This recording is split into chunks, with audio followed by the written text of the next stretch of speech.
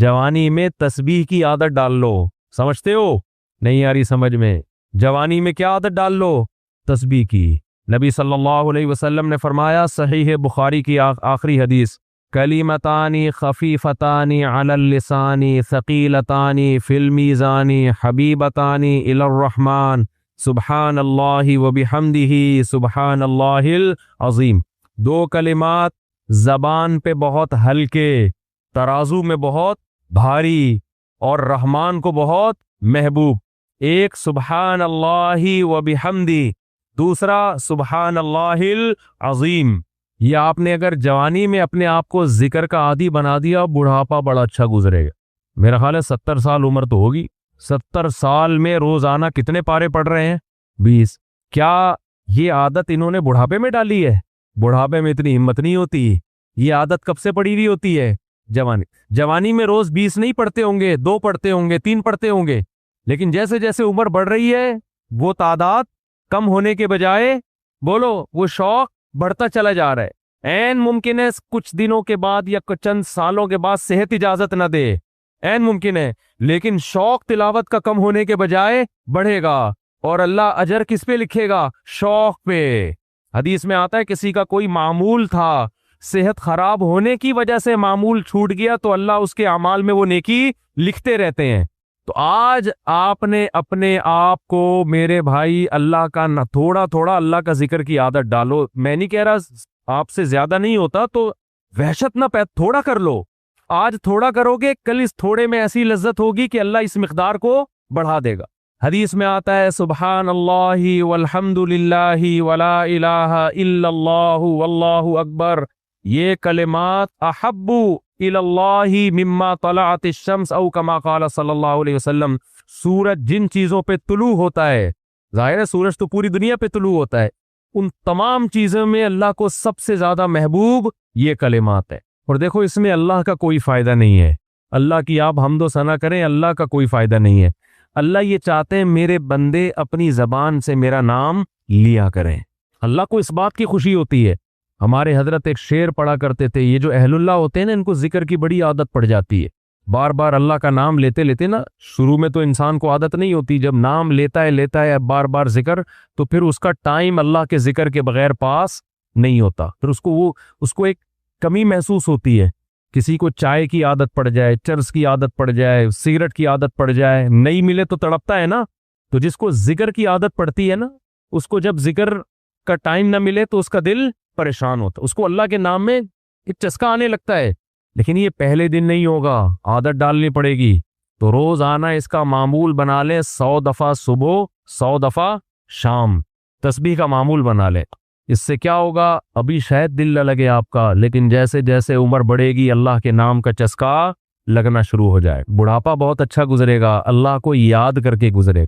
खोपड़ी शरीफ में बात आ रही है कि नहीं? और अगर हर वक्त दुनिया के तस्करे करते रहे ना, हर वक्त वीडियो गेम लेके बैठे हुए हैं, पबजी खेल रहे हैं, सांप वाला, अब तो सांप वाला खत्म हो गया, अब आ रहा है सांप वाला। नोकिया में आता था, सांप लंबा होता जा रहा है, उसको पता नहीं फजूल टाइम वेस्ट कर रहे हो। हम परेशान होते यार, हमारे पास कामों को निपटाने का टाइम नहीं मिलता। हम तो चाह रहे काश ये दिन 24 घंटे के बजाय 48 घंटे का हो जाए। और लोग क्या कर रहे हैं कि वो बाकायदा इरादा करके जाया कर रहे हैं टाइम। हमारे तो काम नहीं निपटते। जब हम रात को सोने के लिए लेटते हैं तो कहते हैं यार आज का दिन भी गुजर गया और काम वैसे के वैसे ही। और इधर बाकायदा इरादा करके जो है ना टाइम जाया किया जा रहा है कि चलो टाइम वेस्ट करते हैं। ऐसी चीज में टाइम गुजर जाए ना जो जहनी तफरी का जरिया बने तो भी ठीक है। गपशप लगा लो दोस्तों के साथ बैठकर। ये क्या है यार, दिमाग को खामखा का थका रहे हो बैठ के। तो अगर पबजी खेलने की आदत डाल ली तो जाओ गोरों का बुढ़ापा देखो। ओल्ड हाउस में बुढ़ापे में स्नोकर खेलते हैं, कैरम बोर्ड खेलते हैं, लिड्डो का नहीं मुझे पता, ये चीजें खेल रहे होते हैं बुढ़ापे में। और हमारा बूढ़ा बुढ़ापे में एक एक दिन में 20-20 पारे खत्म कर रहा है। समझते हो कि नहीं? वो नमाज में दिल बहला रहा है, वो ताज्जुद में उसका टाइम गुजर रहा है। भाई वीडियो ना बनाए, लिखा हुआ है ना। तो ये कैसी अजीब बात है। आप जाएं वहां, एक साहब ने मुझे कहा कि मैंने यूरोप में बुढ़ी औरतों को देखा, बुढ़ी औरतें, 5-6 बुढ़ी औरतें बैठी हुई और जुआ खेल रही हैं, ताश खेल रही हैं। कह रहे मुझे याद आया यार, एक हमारी बूढ़ी हैं, हमारी बूढ़ी औरतें मुसल्ले पे बैठी होती हैं, अल्लाह अल्लाह कर रही होती हैं, आखिरी वक्त अल्लाह का नाम लेके गुजार रही होती हैं। और एक ही बुढ़ियां हैं بوڑھیاں ہیں اور کیا کھیل رہی ہیں؟ تاش کے پتے. اچھا لگتے ہیں بڑھاپے میں یہ؟ ہمارے بوڑھے کو دیکھو، آدمی کا دل چاہتا ہے اس سے دعا کروائے کہ بابا جی میرے بھی سر پہ ہاتھ رکھ لو. جو تاش کھیل رہی ہو بیٹھ کے اس بڈھی سے دل چاہے گا؟ اسے تو آدمی نصیحت کرے گا کچھ اور کر لے. تھوڑے دنوں میں اتنا راشا آئے گا نا ہاتھوں میں تھوڑے دنوں میں کہ ایک پتے کے بجائے دو گر رہے ہوں گے، دو پتے ایک ساتھ گر رہے ہوں گے. تو اس لیے کارآمد بنا لو، کچھ تھوڑا بہت اللہ کا نام لے لیا کرو. دیکھنے میں تو ہم بھی نیک ہی لگتے ہیں، اللہ کرے نیک ہی ہوں. ٹھیک ہے، تو دعویٰ تو کوئی بھی نہیں کر سکتا کسی کے بارے میں کون نیک ہے کون برا ہے. قرآن نے دعووں سے منع بھی کیا. قرآن کے الفاظ ہیں فلا تزکوا انفسکم، ایک دوسرے کے نیک ہونے کا فتویٰ مت دیا کرو. یقینی طور پر نہیں، اچھا گمان سب سے رکھنے کا حکم ہے ہمیں. یقینی طور پر نیک نہیں کہا کرو کسی کو، وہ اللہ ہی جانتا ہے. هو اعلم بکم اذ انتم اجنۃ فی بطون امہاتکم. اللہ فرماتے ہیں زیادہ فنٹر گیری مت کیا کرو، وہ تمہیں اس وقت سے جانتا ہے جب تم ماں کے پیٹ میں تھے. سمجھ رہے ہو؟ جب اس وقت سے جانتا ہے، کیونکہ بچہ جو ہے نا، بچہ وہ بہادر ہوگا، بزدل ہوگا، طاقتور ہوگا، کمزور ہوگا، یہ سب چیزیں ہماری جینز میں شامل ہوتی ہیں. کیا ہوگا یہ سب کچھ پہلے سے ریٹن میں لکھا ہوا ہوتا ہے. تو اللہ فرماتے ہیں میں تو تمہیں اس وقت سے جانتا ہوں جب تم ماں کے پیٹ میں تھے، جب ماں بھی نہیں جانتی تھی. تو مجھے سب کے بارے میں سب پتہ ہے. تو جب اللہ کو سب پتہ ہے، جس کے پاس لوٹ کے جانا ہے، اچھے ہوگے تو وہ خود ہی بدلہ دے دے گا، برے ہوگے تو انتقام لے لے گا. خود جب یہ دعوے کرو گے تو اچھے ہونے کے دعوے کرو گے، اور اللہ جانتا ہے کہ تم اچھے نہیں ہو، تو یہ تمہارے حق میں برا ہو جائے گا. پھر سمجھ رہے ہیں، اچھے ہوگے بھی برے بن جاؤ گے. تو اس لیے بھائی یقینی طور پر تو کوئی نہیں کہہ سکتا، لیکن ہم نے ان کو دعوت اس لیے دی کہ تاکہ یہ جو نوجوان طبقہ ہے یہ دیکھے کہ بھائی دیکھو یہ لوگ بھی ہیں، یہ اپنے عروج کے وقت میں انہوں نے یو ٹرن لیا. میں یہ نہیں کہہ رہا کہ کرکٹ حرام ہے، ناجائز ہے، یہ ایک الگ بحث ہے کیا ہے، اس پر میں پہلے کئی دفعہ بات کر چکا ہوں. لیکن ٹائم ویسٹنگ بہرحال ہے. سمجھ رہے ہیں؟ دیکھو ہمارے ہاں قوم کی جو خدمت ہے نا، اس کی ابھی تک ڈیفینیشن ہی نہیں پتہ چلی ہے کہ خدمت کہتے کس کو ہیں. سمجھ رہے ہیں؟ وہ چیزیں جن کو پرانے زمانے میں ٹائم ویسٹنگ سمجھا جاتا تھا، اب اس پہ خدمت کا لیبل لگا کے مارکیٹ میں اس کو چلا دیا. ایک دفعہ یورپ میں ایک ہمارے دوست ہیں، وہ بہت وہاں انہوں نے ڈگری حاصل کی ہیں، یونیورسٹی میں پڑھے ہیں، اور میڈیا کی لائن سے ان کا خاص تعلق ہے. تو انہوں نے مجھے بتایا کہ جب یہ بڑی طاقتیں ان کو کسی چیز کو حلال کرنا ہوتا ہے نا، جیسے افغانستان میں چرس پہ پابندی کہ وہی چرس بیچنے پر پابندی، پاکستان کو بھی پابندی، لیکن جب ان لوگوں کو کچھ ایکسپورٹ کرنا ہوتا ہے تو نام چینج کر کے خوبصورت پیکنگ کر کے اسی چیز کو بیچتے ہیں. انہوں نے کہا انہوں نے چرس اگر بیچنی ہوئی نا، اگر ان کا ارادہ ہوا کہ ہم چرس بیچتے ہیں، تو ڈپریشن کی ایک میڈیسن، صحیح ہے نا، وہ نام دے کر اور خوبصورت پیکنگ میں چمک پٹیوں میں لپیٹ کے اس کو ایکسپورٹ کرنا شروع کر دیں گے. تو یہ دنیا، یہ سیزن اسی چیز کا چل رہا ہے. ہائے ہائے کیسے سمجھائیں بھائی، یہ جو مارکیٹ میں جو سیزن چل رہا ہے نا، وہ یہی چل رہا ہے کہ غلطی کو چھوڑو مت، غلطی پہ لیبل کیا کر دو، اچھا لگا.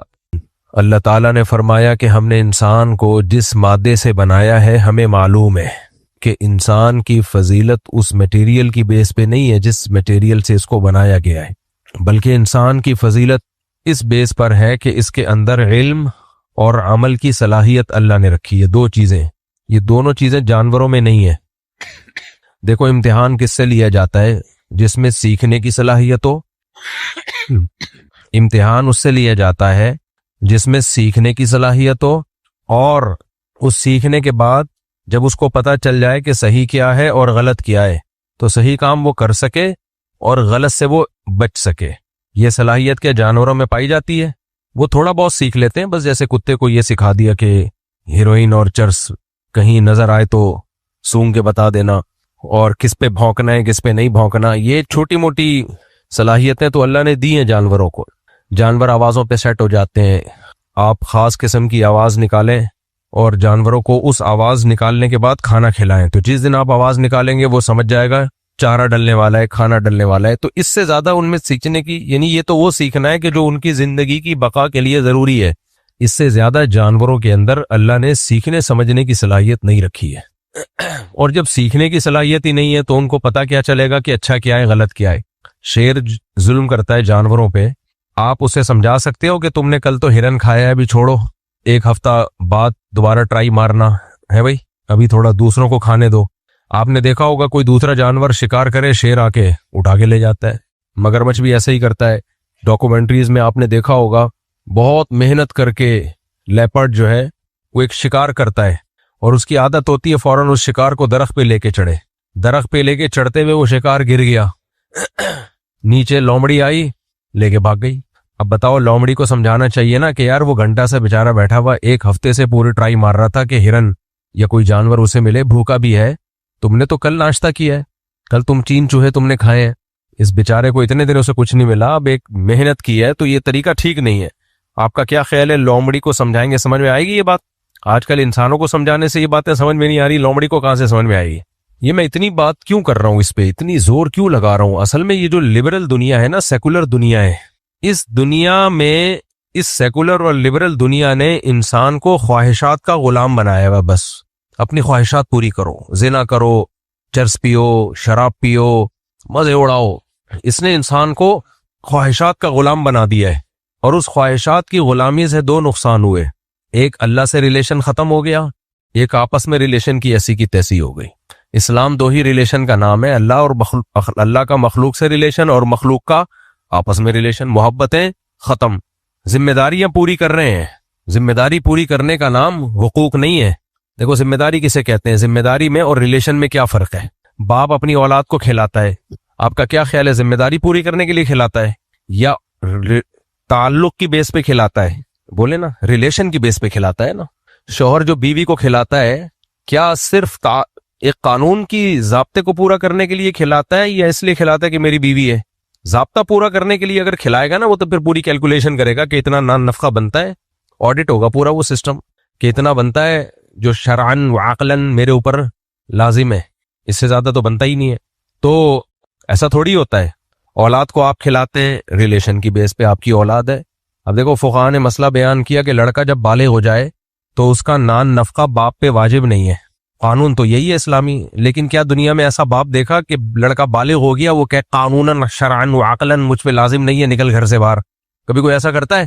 بھائی یہ قانون کا سہارا تو جب لیا جائے گا جب کوئی لڑائی ہو جائے آپس میں، ادروائز شریعت نے کہا ہے بھائی باپ ہے تو اولاد کو کھلائے گا، اور جب باپ بوڑھا ہوگا تو پھر کون کھلائے گا؟ اولاد کھلائے گی۔ تو ریلیشن ریلیشن ریلیشن، تعلق تعلق تعلق، پورے دین کی بنیاد اس پر ہے۔ بات سے بات نکلتی ہے، میں اس بیان کو سمیٹتا ہوں لیکن بکھرتا ہے بہت زیادہ بیان، کیا کروں، مجبور ہوں۔ تو ٹاپک کو پکڑ کے رکھا کریں آپ، کہاں سے ہم چلے تھے تاکہ وہاں پہ آؤں دوبارہ۔ آپ کو یاد ہے کہاں سے چلے تھے؟ تعلق کی بنیاد پہ تو آیا ہوں، وہ ریلیشن بھی نہیں۔ اللہ تعالیٰ نے بتایا کہ ہم نے انسان کو جس چیز سے بنایا ہے وہ بھی وہی میٹیریل ہے جس سے جانوروں کو بنایا ہے، تو تم میں اور جانوروں میں کوئی فرق تھوڑی ہے۔ فرق کی جو بیس ہوگی وہ 2 چیزوں کی بیس پر ہوگی، تمہارے اندر صحیح بات کو سیکھنے کی صلاحیت، اور پھر تمہارے اندر اس صحیح بات کو سیکھنے کے بعد اس کو ایڈاپٹ کرنے کی، اس صحیح پہ چلنے کی صلاحیت ہے۔ جانوروں میں یہ صلاحیت نہیں ہے، یہ گچی سے پکڑ کے رکھیں آپ، پکڑ پورا حلوے میں پلیٹ میں رکھ کے دے دیا۔ اب یہ ٹاپک دائیں میں نہیں ہونا چاہیے۔ ہاں اب بتائیں میں کہاں گیا تھا؟ والدین کی، ہاں ریلیشن کی بات کرتا، آپ نے یہاں سے پکڑ کے رکھنا ہے، میں ابھی آگے سے واپس ہو کے آ رہا ہوں۔ تو ریلیشن ریلیشن ریلیشن، وجہ کیا ہے؟ اسلام ریلیشن پہ پتہ ہے کیوں یقین رکھتا ہے؟ اللہ تعالیٰ نے انسانوں کو یہ جو ڈپریشن، اسٹریس اور مسائل ہے نا، انسان کو سب سے زیادہ ضرورت محبتوں کی ہوتی ہے۔ سب سے زیادہ ضرورت کس چیز کی ہے؟ انسان محبت کا بھوکا ہوتا ہے، یہ انسان کی فطرت ہے۔ 2 طرح کے مخلوق اللہ نے پیدا کی ہے، ایک مخلوق وہ ہے جو انڈیویجولی لائف گزارتی ہے، ایسے جانور بھی آپ کو دنیا میں ملیں گے، اکیلے کوئی مل جائے ٹھیک ہے، ہاں وہ نر مادہ کا ملاپ بس اس حد تک، بس باقی وہ منہ اٹھائے وہ ادھر نکل لیے، دوسرا ادھر کو نکل لیا۔ لیکن کچھ جانور پورے گروپ کی شکل میں رہتے ہیں، آپ نے دیکھا ہوگا چیونٹیاں اپنے گروپ سے الگ ہو جائے، اپنی قطار سے الگ ہو جائے تو اس کی موت ہے۔ شہد کی مکھیاں انڈیویجول لائف گزارتی ہیں یا پورا ایک پریوار ہوتا ہے ان کا؟ ہے ایسا نہیں ہوتا ایک مکھا مکھی نے ایک فلیٹ بک کرایا وہیں زندگی گزار رہے ہیں، نہ بھائی پورا خاندان ہے، پورا ایک پریوار ہے، مل جل کے کام تقسیم ہے، ایک دوسرے کے لیے لڑتی بھی ہیں۔ تو انسان کا شمار اس مخلوق میں ہے جس کو پورا ایک ریلیشن کا ایک پیکج چاہیے، اس پیکج میں کہیں بھی کمی ہوئی نا اس کی زندگی میں ڈسٹربنس ہوگی، اس کی زندگی مکمل نہیں ہو سکتی۔ وہ کیا چاہیے اس کو؟ سب سے پہلے تو ایک عدد اماں چاہیے، وہ تو سب کو نیچرلی ملی جاتی ہے، اس کے بغیر بندہ پیدا ہی نہیں ہوتا۔ ایک عدد کیا چاہیے؟ ابا چاہیے۔ اب وہ بعض لوگوں کے ہاں ہوتا ہے، بعض لوگوں کے ہاں نہیں ہوتا۔ مسلمانوں کے ہاں ہوتا ہے، غیر مسلموں میں بہت سے غیر مسلم ایسے ہیں جن کے ابا مارکیٹ سے شارٹ ہو گئے، ابا ہوتے ہی نہیں، تو زندگی وہیں سے برباد ہونا شروع، باپ ہی نہیں ہے۔ پھر باپ کی طرف سے جو رشتے ہیں، چچا اور ماں کی طرف سے جو رشتے ہیں، پھر بہن بھائیوں کے، اگر آپ کے بہن بھائی نہیں ہیں آپ میں کمی رہ جائے گی، آپ میں کمی رہ جائے گی۔ اصل میں لوگ کہتے ہیں کہاں کمی رہ گئی، وہ دیکھو نا صحیح تو بندہ ہے بھائی، وہ کمی رہ گئی ہوتی ہے، آپ نے چونکہ جن میں کمی نہیں ہے وہ دیکھے نہیں ہوتے، تو اس لیے آپ کو وہ کمی والا نارمل لگ رہا ہوتا ہے۔ کبھی میرے پاس لاؤ تو میں بتا دوں گا کہ نارمل ہے یا اس میں کمی ہے۔ آپ بہن بھائیوں کی بات کر رہے ہو، دو بچوں میں جب وقفہ زیادہ ہو جائے نا تو بھی بڑا بچہ ڈسٹرب ہو جاتا ہے۔ بڑے بچے کو اپنے قریب العمر بھائی یا بہن چاہیے کھیلنے کے لیے، اگر اس میں بھی وقفہ زیادہ ہو گیا تو وہ بھی ڈسٹرب ہوتا ہے، اس کی لائف میں بھی رنگینیاں ختم ہو جاتی ہیں، دیر سے بولنا سیکھتا ہے، اپنے دکھ درد کی باتیں کسی کے ساتھ شیئر نہیں کر سکتا، بیسیوں مسائل کھڑے ہوتے ہیں۔ خیر، پھر انسان کو دوست احباب بھی چاہیے، انسان کو قوم بھی چاہیے، خاندان بھی چاہیے، بیسیوں قسم کے ریلیشن ہے جس میں انسان پلتا بڑھتا ہے۔ پھر اگر وہ مالدار ہے تو اس کو ریلیشن چاہیے، غریب اس سے محبت کریں، اس کے لیے اسلام نے زکوٰۃ اور صدقات و خیرات کا نظام دیا کہ مالدار غریبوں کو کھلائیں گے۔ سمجھ رہے ہو کہ نہیں سمجھ رہے؟ اور کس کے لیے؟ صرف اللہ کے لیے کھلائیں گے۔ اب اگر مالدار غریبوں کو کھلا رہا ہے اپنے فائدے کے لیے، جیسے کمپنیاں کر رہی ہوتی ہیں، تو وہ غریب کے دل میں محبت تھوڑی پیدا ہوگی، غریب کو پتا ہے اس کا مفاد ہے۔ جیسے فیکٹریوں میں سیٹ صاحب غریبوں کو تنخواہیں دیتے ہیں، کھلا رہے ہیں نا کہ نہیں کھلا رہے، لیکن ان تنخواہوں سے ملازم کے دل میں سیٹ کی محبت نہیں پیدا ہوگی، بلکہ ملازم کہے گا ہماری فیکٹری چل ہی اس سے رہی ہے تو کھلا دیا تو کیا ہو گیا، کھلا دیا تو کیا ہو گیا۔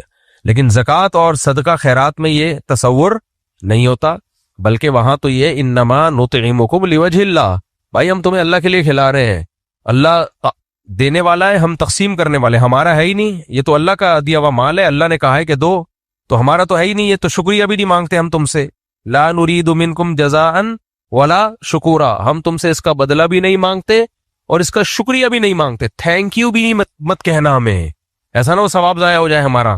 تو بتاؤ اس سے امیر کا غریب سے ریلیشن بنے گا کہ نہیں بنے گا؟ ہے بھائی۔ پھر اپنے رشتہ داروں پہ خرچ کرنا، رشتہ داروں پہ خرچ، زکوٰۃ دینے کا دگنا ثواب بتایا نبی صلی اللہ علیہ وسلم نے۔ کیوں بتایا دگنا؟ رشتہ جڑے گا بھی اس سے اور صدقے کا ثواب بھی ملے گا، تو صدقے کا تو مل ہی رہا ہے، دوسرا رشتہ جوڑنے کا بھی ثواب مل رہا ہے، رشتہ جوڑنے کا بھی ثواب مل رہا ہے۔ تو اچھا، اب مسئلہ کیا ہے؟ جب رشتوں کو جوڑنے کا حکم دیا نبی صلی اللہ علیہ وسلم نے، یہاں بیان میں خواتین بھی آتی ہیں، خواتین کا کام بہت امپورٹنٹ ہے رشتے جوڑنے میں۔ آج کل توڑنے کا کردار زیادہ ہو رہا ہے، جوڑنے کا کردار کم ہو رہا ہے۔ ہر وہ چیز جو رشتے توڑنے کا ذریعہ بنتی ہے اس پہ پابندی لگائی۔ غیبت کرنے سے رشتے جڑتے ہیں یا ٹوٹتے ہیں؟ ٹوٹتے ہیں، غیبت پہ پابندی لگائی۔ اور خواتین کو الگ سے حکم دیا گیا غیبت سے بچنے کا، کیونکہ مرد تو مصروف ہوتے ہیں سارا دن جاب، خواتین گھر میں بعض دفعہ فارغ ہوتی ہے، دو انٹیاں آگے بیٹھ جائیں گی تو کسی تیسری انٹی کی برائیاں شروع۔ نبی صلی اللہ علیہ وسلم کے پاس دو خواتین آئیں، آپ نے فرمایا تمہارا روزہ ہے؟ انہوں نے کہا ہاں۔ فرمایا نہیں تمہارا روزہ نہیں ہے۔ انہوں نے کہا ہم نے تو روزہ کی نیت کی۔ آپ نے فرمایا الٹی کرو۔ جب الٹی کی نا تو اس میں گوشت کے لوتھڑے نکلے، تو آپ نے فرمایا تم نے کسی کی غیبت کی تھی۔ کتنا بڑا جرم ہے دیکھو غیبت کرنا، کہ وہ باقاعدہ نبی کے معجزہ کے طور پر اللہ نے وہ گوشت کے لوتھڑے نکال دیے ان کے، کہ یہ تم نے کھایا ہے، مردہ کا گوشت کھایا ہے تم نے۔ اور آج ہماری کوئی محفل غیبت کے سے پاک ہوتی ہے؟ تو غیبتوں سے ریلیشن ٹوٹتے ہیں، تو اسلام نے کیا کر دیا؟ پابندی۔ اچھا، قوموں کا مذاق اڑانے سے دوسری قوم کے ساتھ تعلقات اچھے ہوتے ہیں یا خراب ہوتے ہیں؟ خراب۔ جتنی بھی قوم پرستی ہے، پٹھان ایسے ہوتے ہیں، مہاجر ایسے ہوتے ہیں، پنجابی ایسے ہوتے ہیں، سندھی ایسے ہوتے ہیں، سرائکی ایسے ہوتے ہیں۔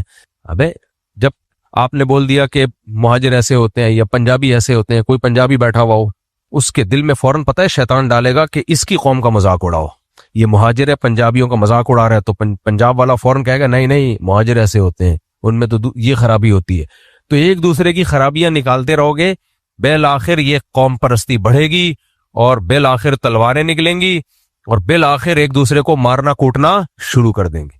اور یہ قوم پرستی کی جنگ ایسی ہے، اس کا کوئی اینڈنگ پوائنٹ ہے ہی نہیں۔ کیوں اینڈنگ پوائنٹ نہیں ہے؟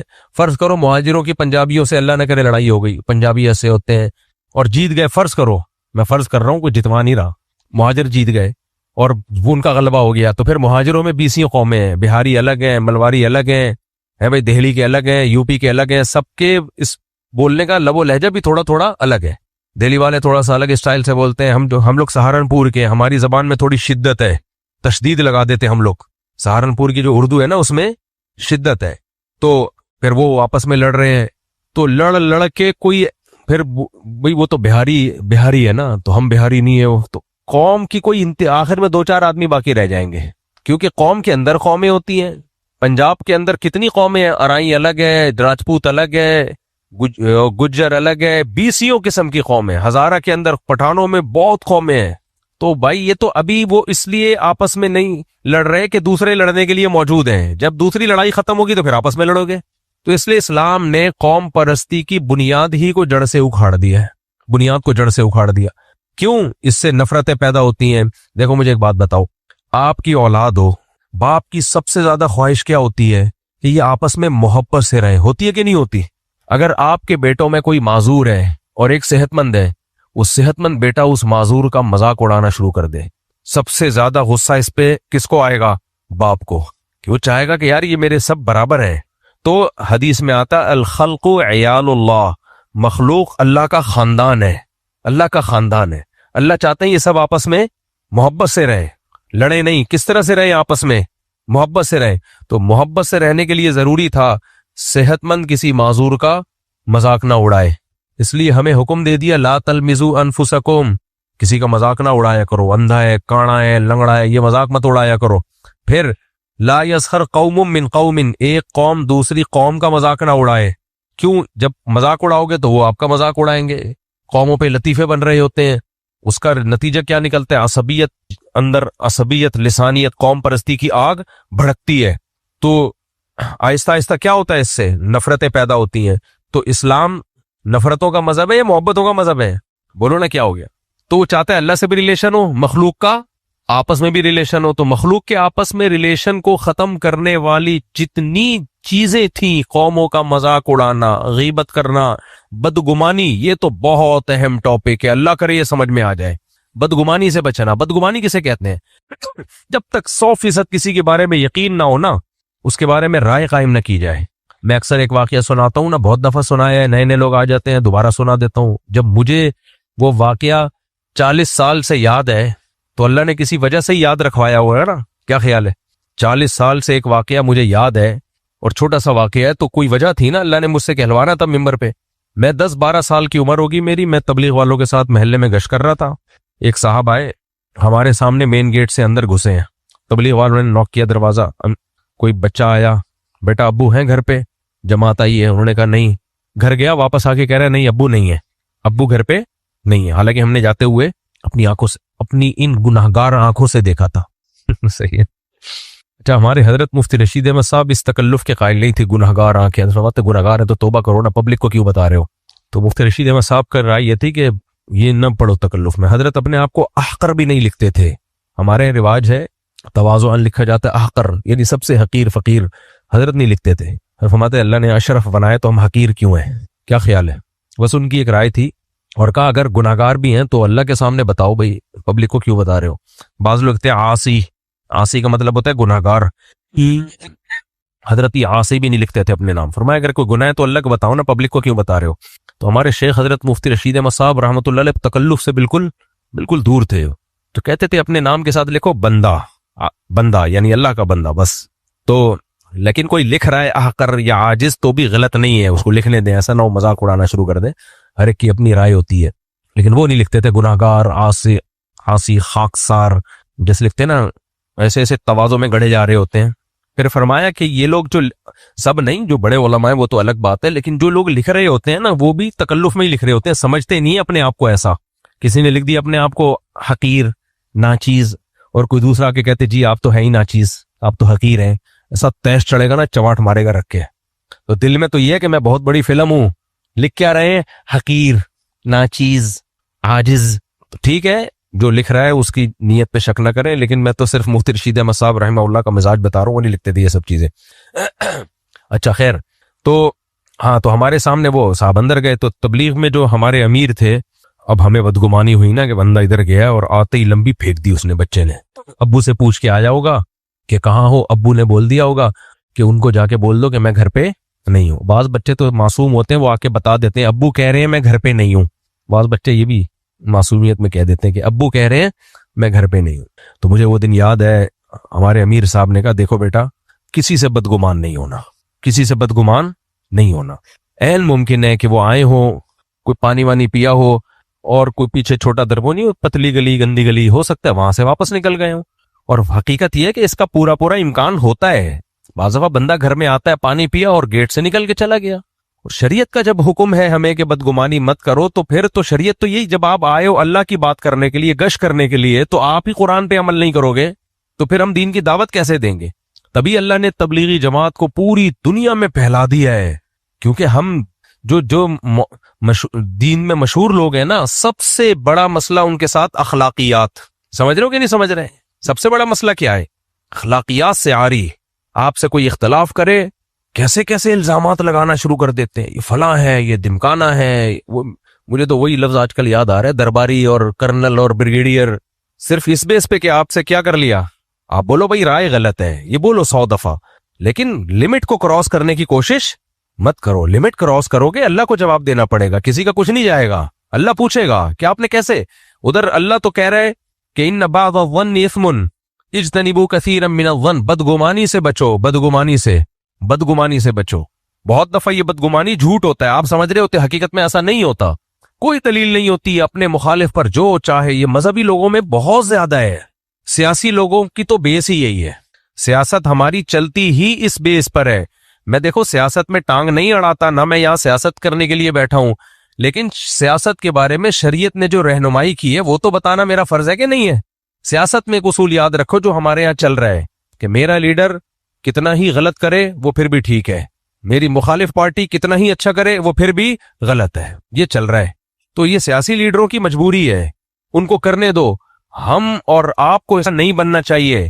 سیاسی لیڈروں سے اللہ خود ہی پوچھ لے گا قیامت کے دن. ہمیں کیا کرنا چاہیے؟ ہم اگر کسی کو اپنا سیاسی لیڈر مانتے ہیں تو ہمیں یہ تصور کرنا چاہیے کہ یہ دوسروں سے اچھا ہے. اتنا اچھا نہیں ہے جتنا میں سمجھ رہا ہوں، تھوڑا سا کم کر لو. اور میری مخالف پارٹی کا جو سربراہ ہے وہ میرے پارٹی کے سربراہ سے تھوڑا کم ہے، کم لیول کا ہے، لیکن اتنا برا نہیں ہے جتنا میں اس کو سمجھتا ہوں. تھوڑا سا اس کے لیے بھی کچھ ظرف رکھو. اگر یہ والی سیاست ہمارے ملک میں آئے نا، بہت سارے مسئلے حل ہو جائیں گے. ہمارے یہاں تو میرے بھائی ایسا سیٹ اپ چل رہا ہے کہ آپ کسی کی رائے سے اختلاف کرو، بس ایسے جیسے شہد کے چھتے میں ہاتھ دے دیا. اور یہ مذہبی لوگوں میں یہ چیز زیادہ ہے. اور پھر مذہبی لوگ جب مذہب کا لیبل لگا کے فتوے لگاتے ہیں نا سامنے والے پر، پھر آدمی کہتا ہے یار مذہب کو تو استعمال، مذہب تو بدگمانی سے بچنے کا حکم دے رہا ہے، پھر مذہب کا لیبل تو مت لگاؤ نا. میں اس کی ایک مثال دیتا ہوں نا. شادی کی مثالیں بڑی جلدی سمجھ میں آتی ہیں لوگوں کے. شادی کی مثالیں اس لیے میں شادی کی مثال لے دیتا ہوں، وہ جلدی نوجوانوں کے ایک دم سمجھ میں آ جاتا ہے. سو بھی رہے ہوتے ہیں نا تو خراٹے لے کے بھی بیان میں سورے اڑ جاتے ہیں. ہاں بھائی چلو، اس لیے میں یہ مثال دیتا ہوں. دیکھو مجھے بتاؤ، آپ گئے 70، آپ کی عمر ہے 50 سال.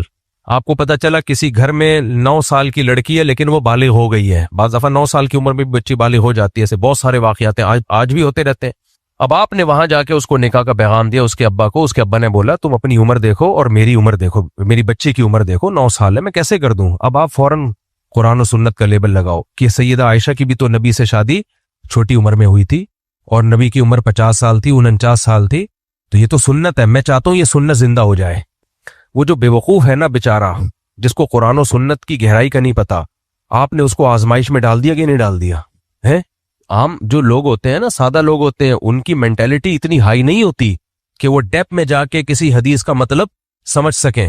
تو مذہبی آدمی جو 2 نمبری کرے گا نا، وہ کیسے کرتا ہے؟ یہ سب میں نے دیکھے ہوئے واقعات، میں ہوائی باتیں نہیں کر رہا. تو وہ کہے گا بھائی نبی صلی اللہ علیہ وسلم نے بھی تو کیا ہے، تو یہ تو سنت ہے، یہ سنت زندہ ہونی چاہیے، وغیرہ وغیرہ وغیرہ وغیرہ.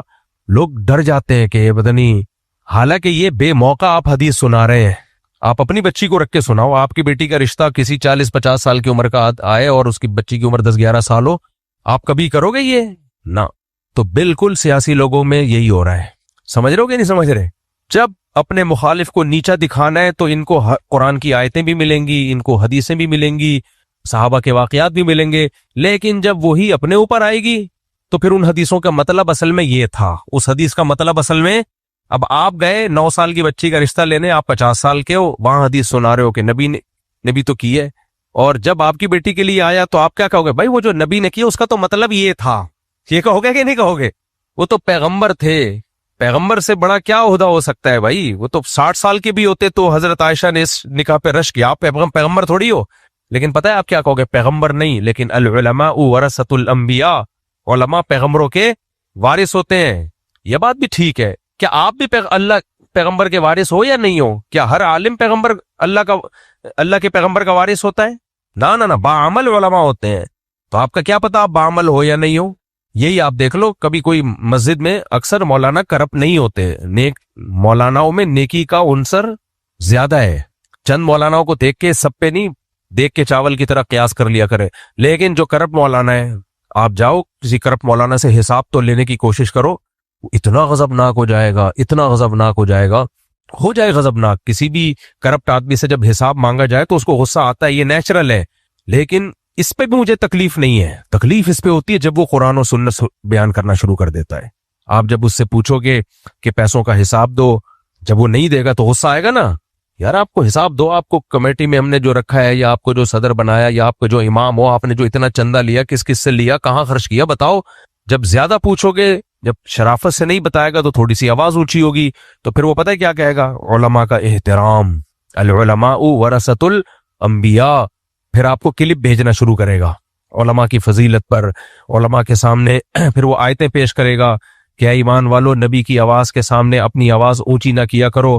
اور پھر تفسیر کے لیکچر بھیجے گا کہ مفسرین لکھتے ہیں کہ علماء پر بھی یہی حکم ہے کہ ان کی آواز کے سامنے بھی اپنی آواز کو اونچا نہیں کرنا چاہیے، چونکہ علماء انبیاء کے وارث ہیں. اتنی حدیثیں، اتنی آیتیں سنا دے گا کہ سامنے والا بیچارہ ٹھٹر جائے گا، بولے گا بھائی میں شاید پتہ نہیں میرے بیوی میرے نکاح سے نہ خارج ہو گئی ہو، میں تو دائرہ اسلام سے ہی خارج ہو گیا.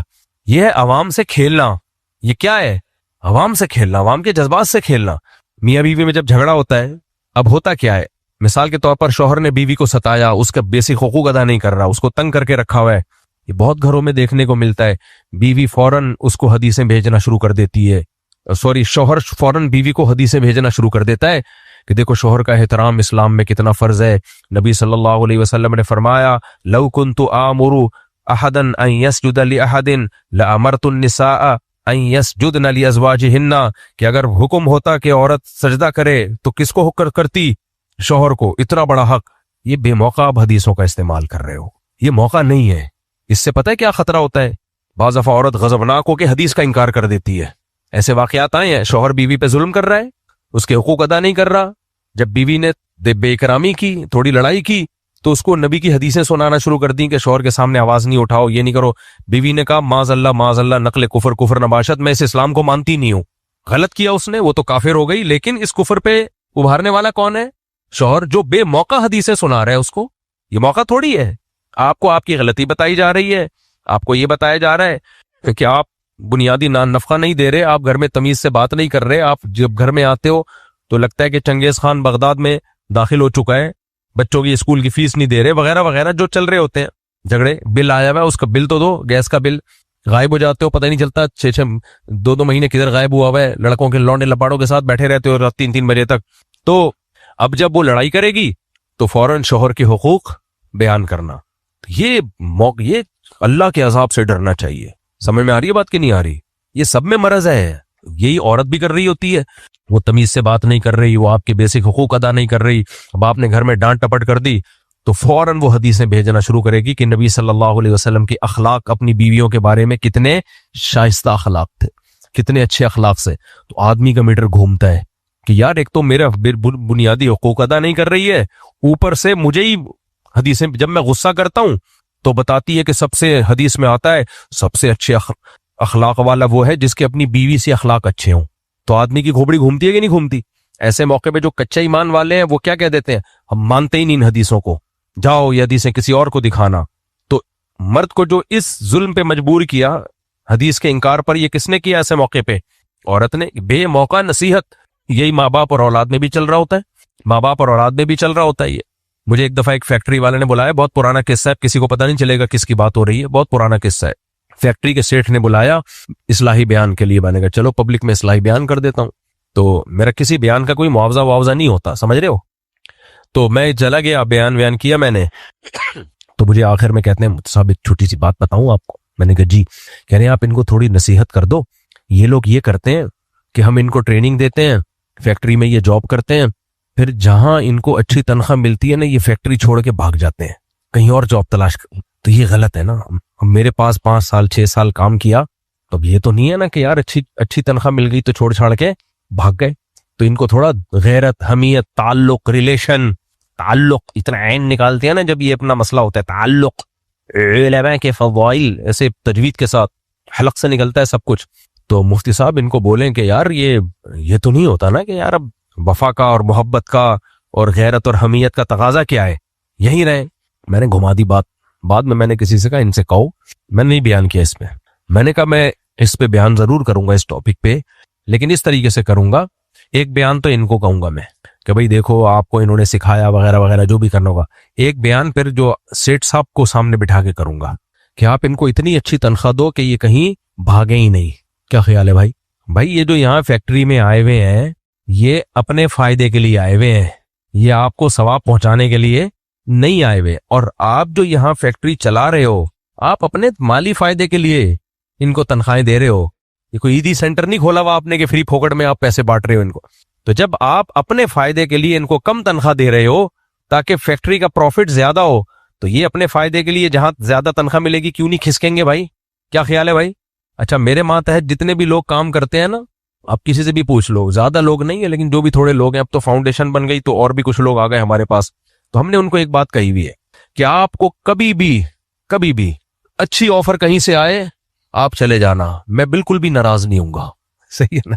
اپنے گارڈز کو بھی میں نے کہا ہوا ہے کہیں بھی اچھی، ہم جتنی تنخواہ دے رہے ہیں اس سے 1 روپے بھی کہیں بھی زیادہ مل رہا ہو چلے جانا. آپ یہ نہیں سمجھنا کہ مفتی صاحب بولیں گے یار دیکھو غیرت بھی کوئی چیز ہوتی ہے. میں نے کہا میں نہیں سوچوں گا. اور میں نے ساتھیوں سے کہا کہ ہمیں چاہیے اپنے ماتحتوں سے اتنا اچھا سلوک کریں کہ ان کو ہم سے اچھی آفر کہیں سے آئے ہی نہیں یاری میرے خیال ہے بات سمجھ. ہم ان کو اتنا پروٹوکول دیں کہ ہم سے اچھی آفر کہیں ملے ہی نہیں ان کو. آپ کو میں کچھ باتیں بتانے کی نہیں ہوتی لیکن بتا دیتا ہوں تاکہ پرسنل باتیں ہوتی ہیں لیکن تاکہ لوگوں میں یہ رجحان بڑھے. صرف اس نیت سے بتا رہا ہوں میں، رجحان بڑھے. اپنے جو ماتحت لوگ ہیں نا ان کو اچھی رہائش دیا کرو، اچھا کھانا دیا کرو، اچھی تنخواہ دیا کرو، ان کی بنیادی ضرورتوں کا فل خیال کیا کرو. پھر وہ کام نہ کریں تو آپ ناراض ہو ان کے اوپر. اس میں کنجوسی مت کرو ورنہ ہوگا پتہ ہے کیا ہے، تمہارے جو ماتحت ہوں گے وہ ہر وقت تلاش میں رہیں گے، ادھر سے کہیں سے آئے تو نکلو پتلی گلی سے. پھر بھی اگر ان کو کہیں اچھا آ رہا ہے تو نکل جائے. کیا خیال ہے بھائی؟ لیکن آپ کوشش کرو آپ اتنا اچھا کرو کہ ان کو آپ سے اچھا کہیں مل ہی نہ رہا ہو. تو کمبخت جو سیٹ ہے جو یا فیکٹری چلا رہا ہے وہ اپنے آپ کو تبدیل نہیں کرے گا کہ میں اتنی آفریں دے دوں، میں وہ کہے گا کہ ان کو نچوڑو. بالکل ایسے فیکٹریوں میں اتنی ارننگ ہوتی ہے نا کہ مزدوروں کی تنخواہ تو بہت تھوڑا حصہ ہوتا ہے اس کا، یہ ڈبل بھی کر دیں تو بھی ان کا پروفٹ کم نہیں ہوگا. وہاں سے ان کو نچوڑ کے بالکل سرنج سے ان کا خون نکال لیا ہوتا ہے. اور ہمارے یہاں جب اخبار چھپا کرتا تھا نا تو حضرت مفتی ابو لبابہ صاحب بھی تھے اس میں، تو جس رات کو اخبار نکلتا تھا اس رات بہت ٹف ٹائم ہوتا تھا. تو استاد جی تھے ہمارے حضرت مفتی ابو لبابہ صاحب، وہ کہتے تھے کہ بھئی کھانا ہمیں اس رات ٹائٹ کھلانا ہے، یعنی ادارے کی طرف سے. تو ایک دن کیا ہوا، دال وال آ گئی. صبح جو اخبار چھپا ہے نا پرنٹ دھندلا تھا اس میں. تو ادارے نے کہا کہ یار یہ اخبار میں خبر وہ دھندلے نہیں آ جاتے پرنٹ بعد خبر. تو استاد جی نے کہا کہ جب دال کھلاؤ گے تو پرنٹ دھندلا ہی آئے گا. تو کام دبا کے لو جو ذمہ داری بنتی ہے، لیکن سلوک اچھا کرو، تنخواہیں ان کو زیادہ دو، ان کے بینیفٹس دو، جو کوئی جائز مطالبہ ہے وہ پورا کرو. اپنی طرف سے جتنا بنتا ہے نا اس سے زیادہ کرو. سمجھ رہے ہو کہ نہیں سمجھ رہے؟ جتنا بنتا ہے نا اس سے زیادہ کرو. تو اگر اللہ نے گنجائش دی ہے، نہیں دی ہے تو ایک الگ بات ہے. تو خیر کہاں سے کہاں بات چلی گئی.